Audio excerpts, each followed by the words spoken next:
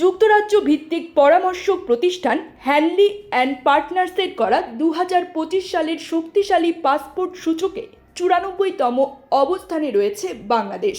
সম্প্রতি Henley and পার্টনার্সের প্রকাশিত বিশ্বের 199টি দেশের পাসপোর্ট সূচকে বাংলাদেশের সঙ্গে একই অবস্থানে যুদ্ধবিধ্বস্ত ফিলিস্তিন ও ইরিত্রিয়া। কোন দেশের পাসপোর্ট দিয়ে কত দেশে ভিসা ছাড়া বা অন অ্যারাইভাল ভিসায় প্রবেশ করা যায়, ইন্টারন্যাশনাল এয়ার ট্রান্সপোর্ট অথরিটির সেই তথ্যের ভিত্তিতে শক্তিশালী পাসপোর্টের সূচক তৈরি করে দ্য হ্যানলি অ্যান্ড পার্টনার্স।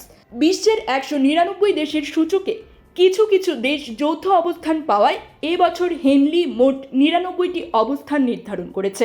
গত 19 বছর ধরে বিশ্বের কোন দেশের পাসপোর্ট কতটা শক্তিশালী তা নিয়ে প্রত্যেক বছর প্রতিষ্ঠানটির র্যাঙ্কিং প্রকাশ করে আসছে। প্রতি 3 মাস অন্তর এই সূচক প্রকাশ করা হয়। চলতি বছরের সংস্করণ অনুযায়ী বর্তমানে 39টি ভিসা ছাড়া কিংবা অন অ্যারাইভাল ভিসায় ভ্রমণ করা যায়।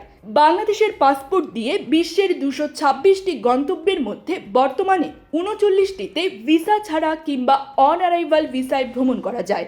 বাংলাদেশি পাসপোর্ট ব্যবহার করে বিশ্বের কোন কোন দেশে ভিসা ছাড়াই যেতে পারবেন, চলুন জেনে নেওয়া যাক।